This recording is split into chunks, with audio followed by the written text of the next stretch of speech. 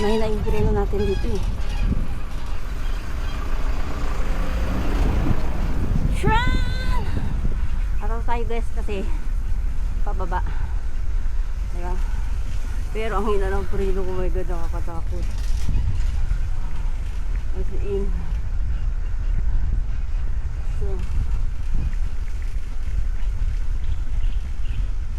nakakatakot pababa to.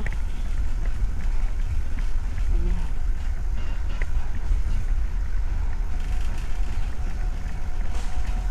Shran! O, diba?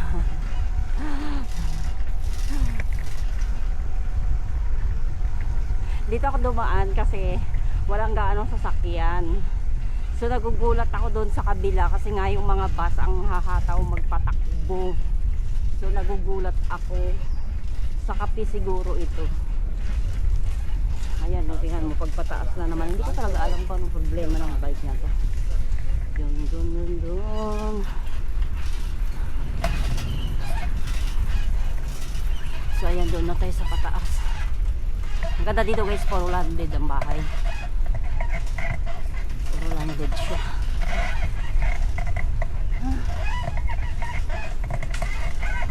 Babus.